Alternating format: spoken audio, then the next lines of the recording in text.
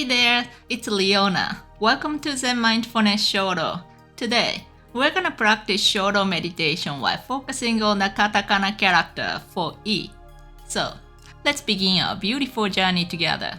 When you write a character, imagine a square about the size of the character that you are gonna write like this. First, I'm gonna write it. Then I'm gonna explain the points and tips for writing the character beautifully in detail.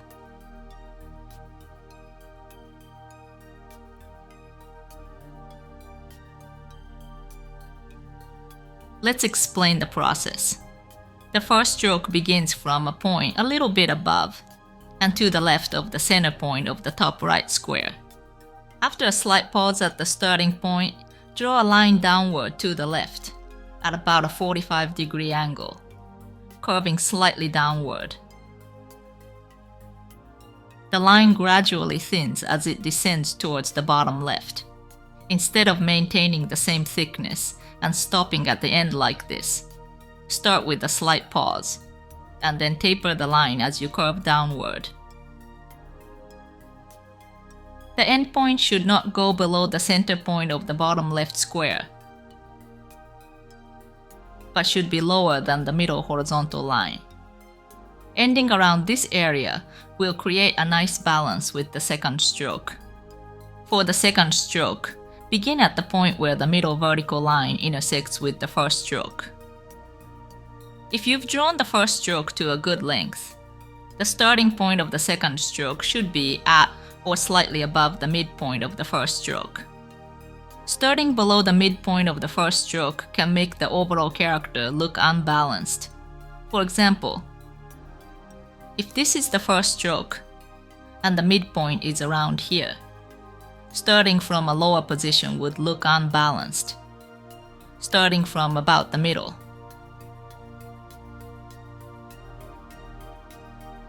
Or slightly above the middle of the first stroke will create a good balance between the first and second strokes.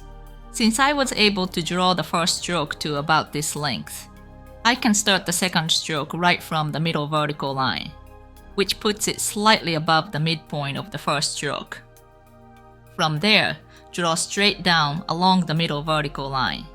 For this vertical part, you can draw it perfectly straight along the middle vertical line. It might be hard to see, but if you curve it slightly to the right as you draw downwards, it will appear as a straight vertical line. Conversely, if you curve it slightly to the left, it will look unbalanced with the first stroke. So a slight curve to the right will make it look balanced and neat. Also, make sure the starting point of the second stroke is completely connected to the first stroke. If there's even a slight gap, the character will look incorrect. As for the length, try to leave about the same amount of space below the end point of the second stroke as there is above the starting point of the first stroke. This will center the character in the square box, creating a balanced and neat appearance. If it ends around here, the whole character will look like this. The angle between the end points of the first and second strokes would be less than 45 degrees, making the first stroke appear too long compared to the second. On the other hand, if you extend the second stroke to around here,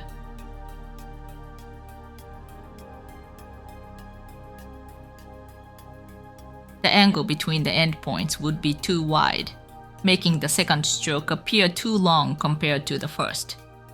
So aim to have about the same amount of space at the top and bottom of the square box, which should create about a 45-degree angle between the endpoints of the two strokes.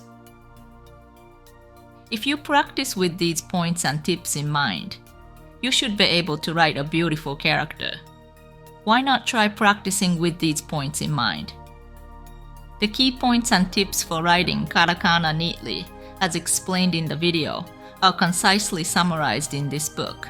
Each character can be practiced over 3 pages. If you're interested, please see the description. I'm gonna practice 1 page of this workbook this time, but you're welcome to practice as much as you want. If you're practicing with a pen, I recommend that you place a few pieces of paper under the page that you're writing on, so that the ink doesn't bleed onto the page under it. Alright, let's get started.